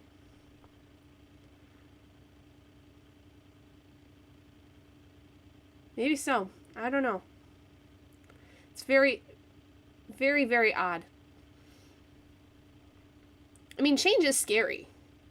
But change is good. I mean, there are some big changes, but everything that's changing in my life is good things that I'm excited for, but that doesn't mean that doesn't cause stress, right? And there is fear in some capacity of like failing, of whatever, this, that, and the other, but why does it come back to him? I have not really read any scary books or movies lately. I don't watch scary movies. I'm fine with scary books, but I haven't read any recently. But I don't watch scary movies because they give me nightmares. I don't know why there's such a difference in my brain between scary books and scary movies, but scary movies will give me nightmares. Scary books will not. Finishing school is scary. Going out and getting a real job is scary. Having kids is scary. Lots of scary. Yeah, fear the unknown, for sure. I guess I'm trying to think, too, because there has been this inkling, like, very tiny inkling little fear of, like, what if he found me and hunted me down, you know? Like, and not in the dark romance, like, good fun times kind of thing. Like, this would be, like I said in the dream, like, how he hunted me down and kidnapped me. Like, that is an actual fear that I have for some reason, even though this man is, like, the furthest thing to my recollection, at least. And I don't even necessarily know this man anymore.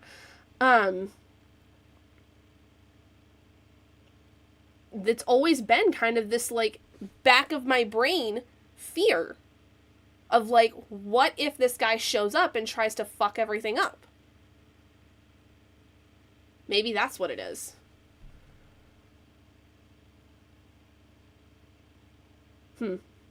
What a think piece.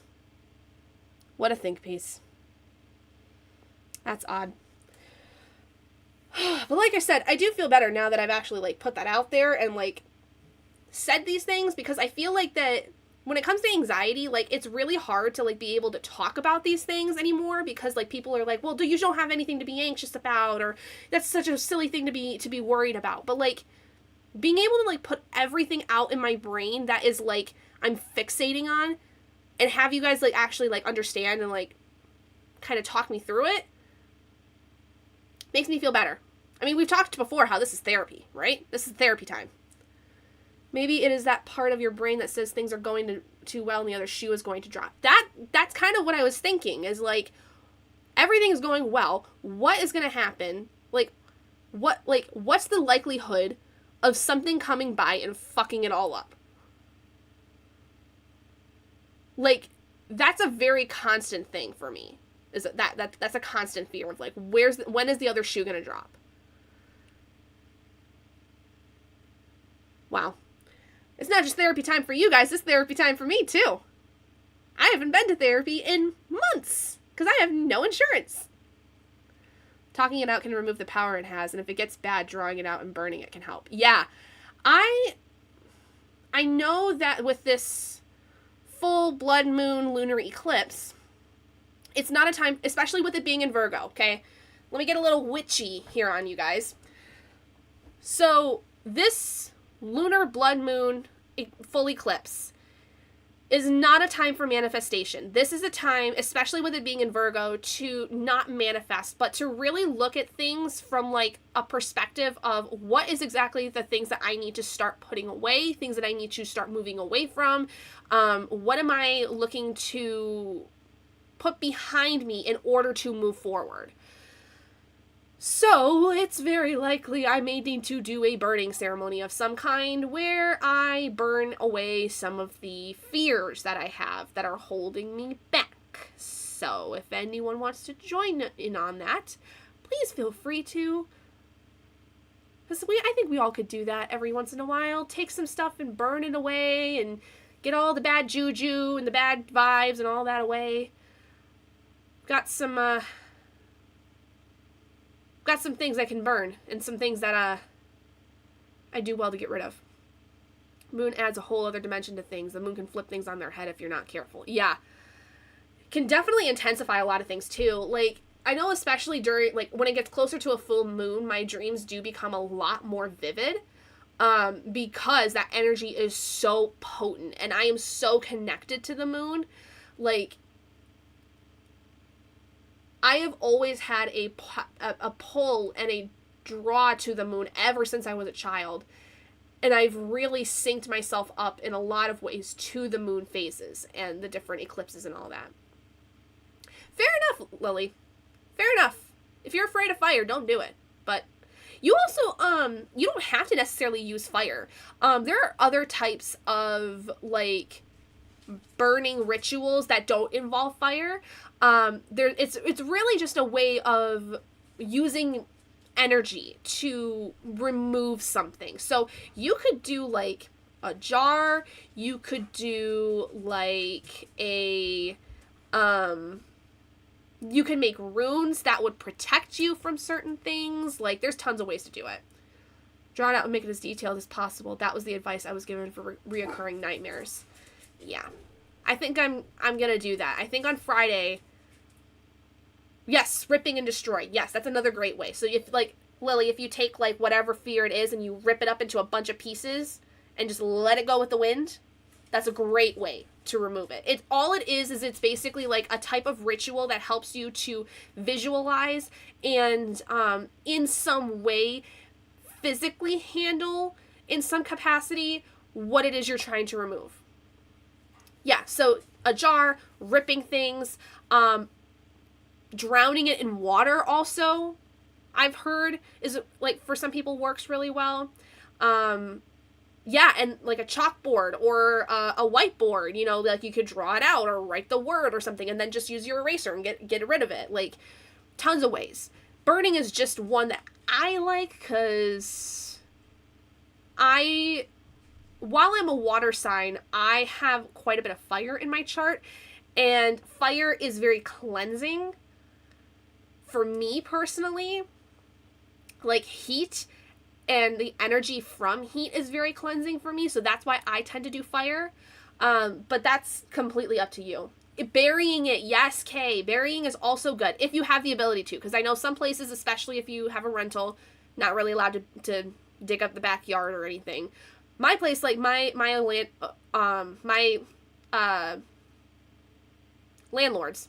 My landlords told me right when I moved in, if I want to build a garden in the backyard, by all means do it. So, yeah, great suggestions. Great ways to get that all out. So I think that that's going to be something I'm going to do Friday, is do a burning ritual of some of this bad energy that's coming, because it's starting to get a little intense.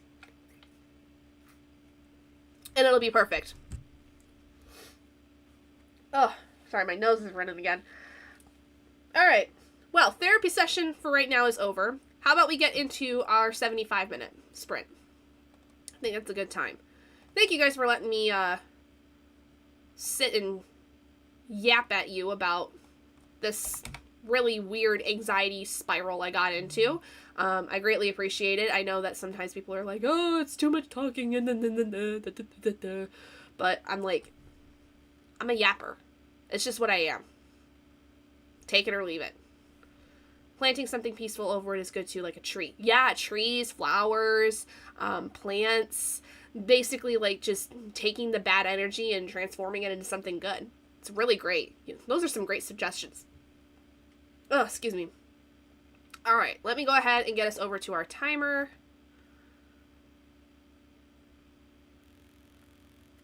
Alright, there we go.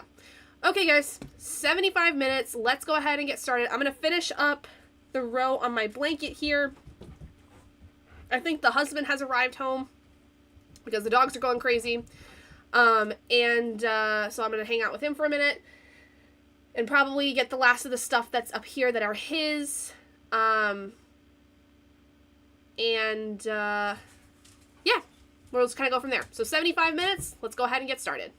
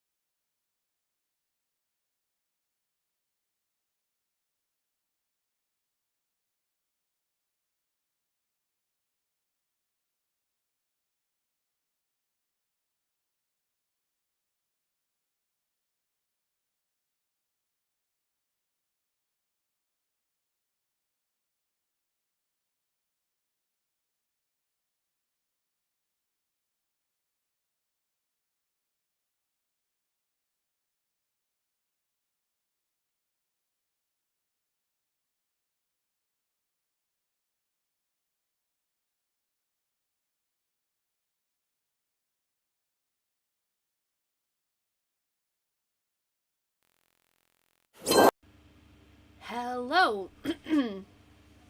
My apologies. My throat there wanted to crack out on me. How did we do?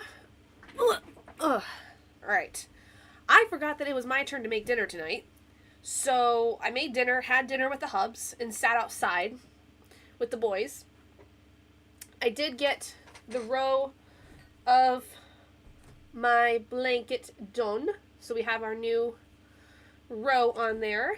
I did not get any reading done, but the next sprint I will hopefully get some reading done. We're still got the goblin, but not as bad as the end of last sprint. Crafty sprints with Nicole are starting in about an hour, so I'll be crocheting then too. Trying to get chores done first. Good idea. Hi, Chantel. Sam, hello. How are you? How are you doing, my dear? I am so excited for Witchathon's Ostara readathon. I'm very excited. Carissa, hi. Welcome, guys. Oh, I'm so glad everyone's here. Hi. Oh, thank you. Yes, it's very fun to make. I do just one row at a time with, this is my star rating blanket. So each book I read, whether it's DNF or not, gets a row, and I love it. Got to chapter 6. Very nice. Oh, my belly is full. I could take a nap. Hi. So I need to put the yarns back in the blanket back on my shelf. But what was I gonna say? The brain goblins are eating away my thoughts apparently today. I don't remember what I was gonna say. Oh well. And I got all the laundry folded and put away. It was close. Arms are tired, I'm sure. Just got home from work and ready to read. Nice. Well, you're just in time for us to do our last sprint, which is going to be a nice 90-minute one. So you'll definitely get some good reading in. Love the blanket so far. Thank you. I appreciate it. I am so proud of it considering it's my first blanket in my foray to crocheting. So I'm very excited. I'll show you guys how my cardigan's going so far here in just a second. Reading Lake Silence by Anne Bishop. Ooh, I've heard Anne Bishop's pretty nice. I also threw in a load of laundry. I've been neglecting it. Robert got a load of laundry started because we split chores. He hates doing dishes, so I'm in charge of the dishes, that basically putting them in the dishwasher and taking them out. I hate folding laundry. I don't mind like swapping it and like putting it in the washer and the dryer. I hate folding laundry. He's the one that does it. He folded laundry last night that had not been folded in about a week. And he's running more laundry now. Got to 44% in Quicksand House. Very nice. I need to change out the picture of what I'm reading because as some of you may know if you've been here, I switched it. I DNF'd Grave Empire. And I need to see if I have the picture for the one I'm working on. Let's see. I do not. Okay. So anyway, I'll do that next sprint. I'll change it out. But what I am working on is To Shape a Dragon's Breath by Monoquill Blackhouse. I'm only like 14 pages in, but I really like it a lot. So far, I like the way it's written. I like the way we get introduced to everything like right away. So I'm hoping that I'm going to like this one a lot more than I did Grave Empire, because I despise Grave Empire. Like, I don't like it at all. I'm really sad about it too, because I was really expecting to like it, but c'est la vie. They cannot all be winners. So, I absolutely adore that book. Which one? To Shape a Dragon's Breath? Or Grave Empire? I hope it's not Grave Empire, because I was just bashing it a little bit, but... Also, okay, I was on Instagram Reels while I was cooking, and I came across a bookstagrammer who, like, was doing this video where they were talking about how they DNF'd Blood Over Bright Haven by Emma Wong, which, fair to you, you know, like, everyone's taste is different, right? But how they got a crap ton of hate saying they were racist and they were homophobic because or like more so racist in terms of like that book. And I'm like, I posted on my stories too on Instagram where I'm like, somebody commented on a video that is like at least 3 years old now, and saying like, oh, you suck, this series is awesome, when I like did not like the first few books in the series. And it was a reread series of mine, of a series that I used to love when I was a teenager, and rereading it as an adult and seeing what I thought of it. And they were like, oh, this series is amazing, you suck. And I'm like, okay, the fact that you're gonna say that with your full chest and not even be kind and say, hey, my opinion's different, sorry you didn't like it as much, whatever, to say what you did actually gives the indication that like basically like you're the one that sucks. Like I basically clap back at them, and I don't really clap back at a lot of people, but I've been getting a lot of comments like that recently on this series in particular.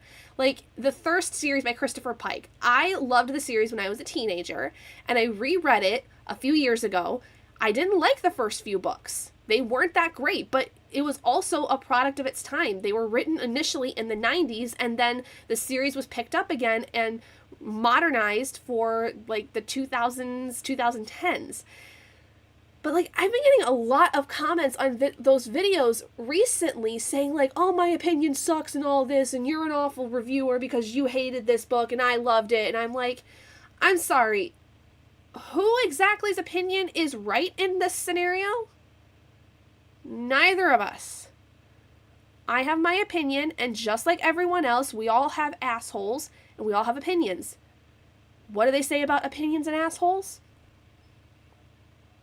It's really irritating. And so, like, I hate the fact that we can't say, oh, I DNF'd this because I didn't like it, blah, blah, blah, blah, blah.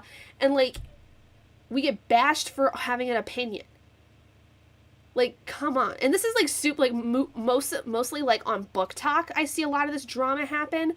But I can see it a lot of times, too, on BookTube, because, I mean, wherever you're able to place a comment, you're able to see it. And I it's just very annoying when there's no actual reasoning behind, like, people saying these mean things. It's just, oh, you have a bad opinion compared to mine of this. You're the one that's trash. Like, it's so out of pocket and so stupid. I'm like, who crapped in your Cheerios today? What is the reason for you to tell me that I suck because of my opinion? Like, make it make sense. Seriously. Finally started Ballad of Songbirds and Snakes. I have yet to read that. I've been wanting to, but I've also been hesitant because of the fact that I know it is not making up for the fact of, like, Snow, like, his demeanor or anything. It doesn't paint him in necessarily a good light, and it's not excusing anything that he did in the Hunger Games. But I'm also, like, I'm just like, is it gonna feel the same? Is it gonna feel the same as the Hunger Games books did? Because it very well could, but it also very well couldn't to me. Gonna go put you up on the TV so I can make dinner? No worries. Okay, to shape a dragon's breath. Okay, cool. Haven't read Grave Empire. It's not for me. It's not. I don't like the main character. I don't like the way it's written. I don't think I can follow what's going on with the book. That's my 2 cents. Read it if you'd like to. Not for me. I agree with you. People have been so annoying about differing opinions. It's so dumb. Like, especially, like, okay, I get it if someone is bashing a story purely because of the fact that it's either an author of color or from an author of a marginalized community or something like that. I get bashing people that do that because that's not okay. What I don't get is saying, oh, you're racist or you're homophobic or you're this or you're that because you didn't necessarily like a single book by a person of color or a person that's on the LGBTQ spectrum or something. But the fact of the matter is like, most of the time, it's not because of the author. It's because of something in the book that they didn't necessarily like. It's something in the writing they didn't necessarily care for. It's nothing to do with the type of content that it surrounds. It's nothing to do with the author themselves. It's a personal preference thing. And I think there's a lot of people that don't have critical thinking skills anymore to think like that. And it's frustrating. It's really frustrating because, like, when you are trying to not necessarily be a critical analyst of books, but you're at least trying to, like, talk about a book and things that you liked and don't like, there's no room for anyone to have an opinion without being bashed for it. Like, okay, this is not a person of color, mind you, okay? Richard Swan is not a person of color. He is a white male. I hate the main character. The main character is a whiny little bitch who does nothing to help himself in any situation. He refuses to change. I don't care for the writing. It's not engaging to me. I don't follow along with the story because I'm not engaged with the story. Any of the characters I'm not engaged with. I don't find it appealing. I don't like it and don't want to finish it because of that. There are plenty of people that are going to like this because of the characters, because of the writing. That's fine. But to bash me for my opinion on how I read this and what I think of the writing, to bash me for that does not make sense to me. Now, if this was a person of color and I was attacking them because of the fact they're a person of color, by all means, bash away. But I wouldn't do that anyway because that's not who I am. I plainly ever say, if it's something to do with, like, I don't like a person of color's writing, it's nothing to do with them. It's nothing to do with the topics they bring up. I'm just not a fan of their style. For instance, The Kiss Countdown by Etta Easton. I DNF'd that book. Not because of it's a person of color, not because of the things that are brought up about people of color in that book. I did not like the writing style. I did not connect with the main character. Plain and simple. That's it. But of course, because I'm a white person, I'm then also going to get attacked for, oh, you didn't like this because it's a person of color and you're racist. No. Listen to what I say, use your critical thinking skills, and build a bridge and get the fuck over it. I'm so mad. I'm sorry. That really annoys me. Ballad is pretty good so far. I was worried that I wouldn't get into it after so long of being out of the world, but it didn't take me long at all to get into it. Well, that's good. I'm more so concerned of, like, maybe not necessarily the atmosphere, but, like, you know, like how okay, so I've seen this with a lot of series that have, you know, like, start in one particular era of time, and then a secondary series or a second part of the series or whatever that takes place, you know, is picked up, like, several years later, right? Similar to how the Hunger Games and Ballad of Songbirds and Snakes is, right? Hunger Games, really popular in the 2010s, been several years since Ballad of Songbirds and Snakes comes out. I worry of whether or not they're going to feel the same when I read them. Like, am I going to enjoy them the same? Because, I mean, writing style is going to change over time. Construction of story is going to change over time. And this is a prequel. So does what happened in the prequel make overall a lot of sense based on what I know of the original series? Does that make sense? I feel like if you were to look back at the Thirst series, for instance, I mean, it's not really a popular series at all. It maybe was in the 90s, but the first 3 books of that, or the first 6 books of that series were all published in the 90s. Then the final 3 books were much longer, and they were published in, like, the mid 2000s to early 2010s, I think. And the feeling of them overall didn't change, but the writing definitely changed over time because Christopher Pike had published more books. He had, done a lot more work between the original end of the series and the first book of the new part of the series, if that makes sense. And so that's what I'm concerned about with this is, like, is it going to be, like, feel the same, or is there going to be a lot of a difference where it's going to be so noticeable that I'm going to then maybe look back at the Hunger Games as, like, either poor or not as well constructed? Like, is it going to in some ways taint what I initially thought, I guess? Hi, Atia! How are you? Finished reading Oathbound. Very nice. Oh, how is it? I have yet to read, oh crap, what's the first book called? Bloodmarked? No. Is that book 2? I have yet to read that series, but it is one I've wanted to read for a long time, and I know I'm going to love it. I know I'm going to love it. It gets buried. How we just brought home some Wendy's. Oh, yum. Sometimes the book just kind of isn't written with you, a white person, in mind, because the author is black, for example, and writes a black book, which resonates more with black people. Same for any other race or LGBTQIA plus or anything. And that is 100% true. Like, that is 100% true.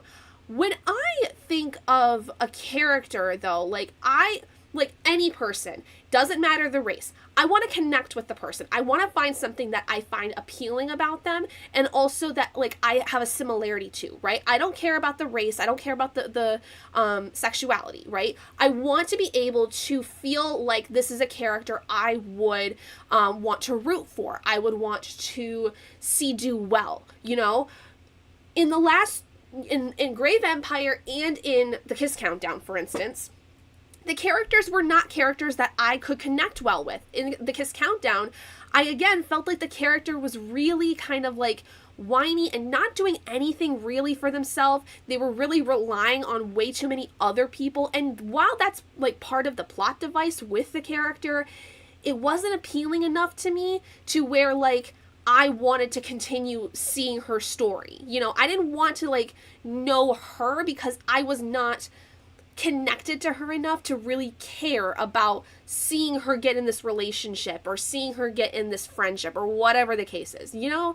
Like, that to me is something where if I don't connect with the character and I don't really care to see how their story plans out, I'm not going to read it. And that's nothing to knock on the writing style of the author, you know, or I'm not, sorry, writing style. It's nothing to knock on about the author themselves or their race or their sexuality. Like, none of that matters to me. What matters to me is being able to read something and actually enjoy it for the characters, the writing, and or the atmosphere, the world, whatever it is. If there's something where I am just unable to connect myself to anything, where I don't like it, you know, that's just something where, like, you know, I have no stake in telling you what a black person goes through, right? Not something that I'm able to do. But if I don't personally, like, if this was a real person, right? If I don't connect with a person, I'm not going to want to be around them. You know, like that. I hope that makes sense. I decided not to reread the others first and just jump in so I don't have that in mind. Fair. I think it's weird. I haven't read those books in a long time. The Hunger Games ones. I still have enough memory, though, that, like, for me, it would be so weird to jump into that and, like, not be able to go back and think, oh, this happened. Yeah, that I see where that kind of plays in, like, why this, like, because of how this happened, this is why this happens in the Hunger Games. You know, like, for some reason, those books are really fresh in my mind, even though it's been several years since I've read them, that, like, it would be hard for me. But maybe one day. We'll see. That's valid. It's not a bad thing. Just saying in general, at these other people chanting racism or whatever, sometimes I just don't connect to a book because I can't connect to the characters. Exactly. That's exactly my point. Like, it has nothing to do with the race, the sexuality, the gender identity, or whatever it is. There's nothing about what kind of content the character represents or what exactly the author is using, like, is writing this character for. It has nothing to do with that. If I don't personally, just like I said, with someone that's a real person, if I don't find something to connect with that person, I don't further that relationship with that person. Like, I'm a pretty open individual. I am very much someone who can make friends with pretty much everybody. But if I don't find something that makes me connect with a person mentally, where I'm like, okay, I like where this person's thinking. I like how this person is. Like my coworkers, for example. I have a lot of friends because I work with my coworkers, I mean, pretty extensively, but like I make friends with my coworkers because we all have very similar ideas. We all have similar tastes. We all have similar things in common. And that's because when I've interacted with them, I've connected with them, and I found something to connect with them, and so then I've decided to further the relationships with them. If I find a character that is not appealing to me, I'm sorry, it's not going to work. It's not going to, because I'm not going to be interested in their story. And I hate how there are people out there who are going through this similar situation where they get bashed, especially because of the fact that, you know, they have this kind of an opinion, a very valid opinion, a very valid reasoning why they don't like something or why they DNF something. And I hate when they get bashed for it for something that doesn't make any sense given the opinion they've stated. Like people like, what was his name? I don't remember. He was a guy that I don't follow on Instagram. I just saw him on Reels. And like I said, he had DNF'd Blood Over Brighthaven. Most of y'all know, if you've been here for a minute, I loved Blood Over Brighthaven. It was one of my favorite books of last month. Absolutely loved it. 5 out of 5 stars. Made me cry. Made me feel things I have not felt when it came to a book in a long time. And did I get upset when I heard, hey, this other person didn't like it? No. Because everyone's entitled to their own opinion. I'm sure he has valid reasons why he doesn't like it. It could be the writing. It could have been the characters. It could have been the world. Like, he didn't feel like it was developed enough. Whatever. But people were bashing him, saying he was racist because of the fact he DNF'd a person of color's book. Like, that... There is a disconnect in your cognitive thinking there. Or in your critical thinking there. There's a disconnect somewhere. Because that does not make any sense to me. You know? I hate people that do that. They are not... It is not 1 + 1 = 2. You have 5 + 5 = 15,000. What? No. No. No. Ugh. It's very annoying. Anyway, with that being said, trying to think what else. Yeah, I'm excited to read Shape of Dragon's Breath.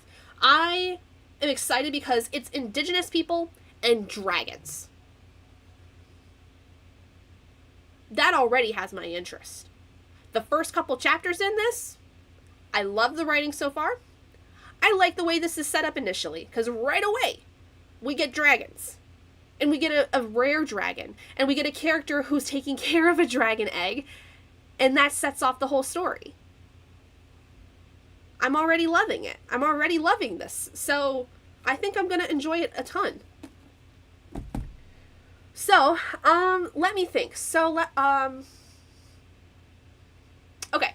So since we're going to get into our last sprint, I'm going to make one last reminder because I will not be having sprints the rest of this week. I will, though, be having a live show on Saturday. And for those of you that don't know, I'm sorry for those of you that have heard this already, at least today. I have to repeat it for those that are new. Because dragons, say no more. Exactly, dragons. So, the final reminder, on Saturday at 8 p.m. EST, if you are participating in the Robin Hobb read-along for the Realm of the Elderlings, we will be going over Words Like Coins, the short story between books 1 and 2 of the Farseer trilogy, and book 2, Royal Assassin. So we'll be talking about the short story first, and then getting into Royal Assassin, discussing them in terms of the series, overall, how we're liking it, how the stories are connecting, stuff like that. And that'll probably be about an hour-ish. I would say about an hour. That's typically what we go for with the live shows. And then I'll also be talking about when the next live show will hopefully be in March. The month of March, we are reading the final book in the Farseer trilogy, which is Assassin's Quest. Only book for the month of March. Sorry, I have the burps. That is the only book we have for the read-along for the month of March. We had 2 books in January, 2 books in February, and we're only going to do 1 in March because there's really only one other novella or like short story collection of some kind, but it's not until later in the read-along. Like, it's not until later in the year. I want to say maybe April we'll have 2 again, but I'm not sure. So I'll have to double check. The schedule for it is listed in my community tab. If you're interested in either like knowing what our order we're reading them in or whatever, that's all listed in my community tab. If you would like to get a refresher on that. So what else? I think that's it for right now. So what we're going to do, I'm going to, since I finished my blanket, I'm going to put that stuff away. I'm going to get back into To Shape a Dragon's Breath. I'm going to go sit on the futon now that it's cleared off, so that I can actually be comfy for a little while. I don't know what's we're going to do with the stuff on the coffee table. That's my husband's job, and he's not really having the best day today, so I'm kind of giving him his space. It's been a bit of a rough day, so we're going to let him chill, do what he needs to, let his mental health get itself figured out, because he deserves that, just like I do, and everybody else. So, all right, how are we feeling? Are we ready to do a 90-minute? Do we need to get prepared? Do you have to go use the bathroom? Do you have to go get a drink? Do you have to get a snack? Have you taken your meds yet today? I have not taken my meds yet today. I have to go take them tonight, in about half an hour. Are we ready? Are we ready? Let me know. Let me know. I was going to do a song, but I don't even know what song has Let Me Know in it. It's been a day. Oh boy. Let me see. What's this? Okay. Never mind. Not necessary. Let's go. Okay. Yes, Kay, thank you. I was wondering when that was going to come in. I know you did it earlier, but still. So, let's go ahead. Let me get my timer reset, because I still got to do that. So, like I said, this will be our last sprint, but this is our longest sprint. So, make sure that whatever it is you need to do, you get done in this 90 minutes. Because after this, we're going to get out of here. And then the next sprints I will be doing should be Monday. I'm pretty sure. Yeah, I think Monday at 4:30 p.m. EST. And then spring break starts Friday. So I forget. Do I have early release next week? I don't know. I need to check that real quick, because I had early release today. That's why we started at 2:30. But now I can't remember if I have scheduled sprints for next Wednesday as well. Let me see. Oh, I did have... Oh, that's right. I did have sprints scheduled for Saturday. Oops. Well, we're going to consider Saturdays canceled, because we're going to do the live show. I do have... Okay, so I do have sprints next Wednesday as well at 2:30, because I do have early release. We might have more. Okay, no worries. Yes, Monday at 4:30. Wednesday next week at 2:30. And then maybe surprise sprints Friday, since Friday I have the day off. Oh, wait, no. I might not. Because, well, during the day I would. Robert said something yesterday about wanting to do a little trip next weekend to kick off spring break for me. But I don't know the details of that. Put a pin in that. Monday and Wednesday for sure. But put a pin in Friday, because I don't know for certain. So, anyway, let's go ahead and move over to our timer. Oh, hold on. There I am. Hi. I forgot that I turned that off in last sprint. Alright, so we are going to go ahead and do 90 minutes. I will see you all in 90 minutes. Have fun. Happy reading, happy productivity, whatever it is you're doing. And we'll check in a little while. Let's go.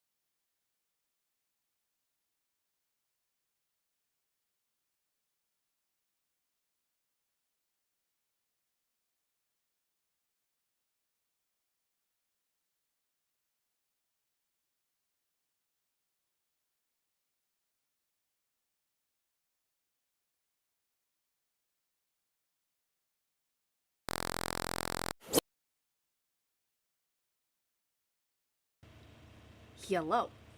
Hello. Hi, Raven. Thank you for joining us.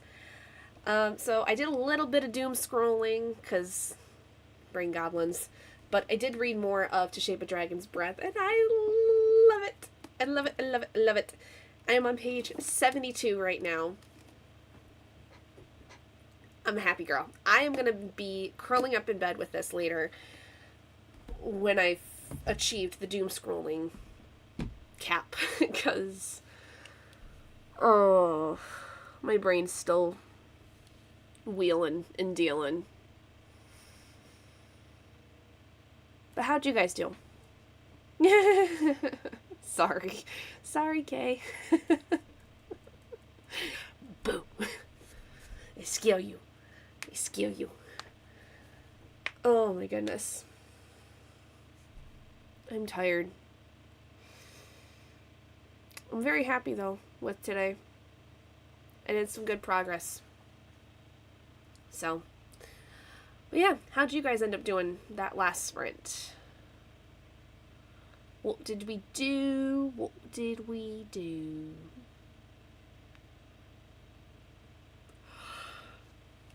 Whew. I want to say I'm not tired. Someone just turned up the gravity, but yeah, it's slowly turning up over here too. Yep, I feel ya. 'Tis 9 o'clock. My meds were taken, and when I take my meds, I get sleepy. 'Cause my meds are good to take at night. So I probably will go curl up in bed. I'm gonna change into PJs, curl up in bed. Yes, okay, I'm glad I'm not the only one who's eepy. I am very much eepy. It's been a long few days for me. I have 2 more days for this week, and then it's the weekend. And then besides the live show, I don't have anything else going on this weekend. So it should be pretty good. Oy.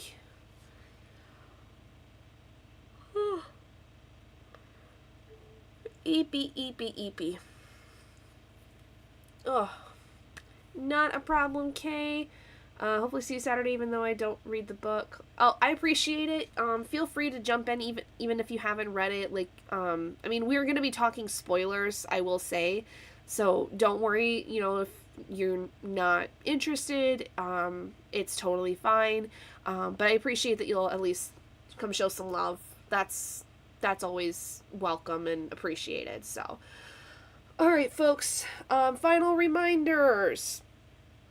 Monday, 4:30 will be our next sprints. I had scheduled Saturday for 12 p.m., but because we had to reschedule the live show for Words Like Coins and Royal Assassin, those are going to be canceled, and we're going to just do the live show at 8 p.m. EST on Saturday. But then Wednesday, 2:30, same time as today, we will also be doing sprints, because I will have early release next week as well.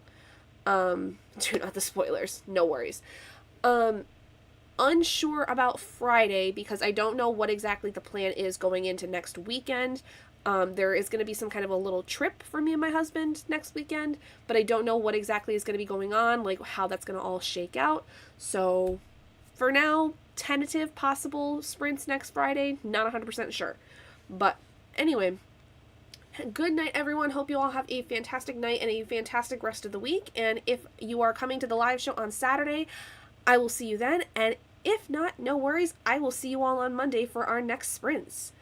Goodbye.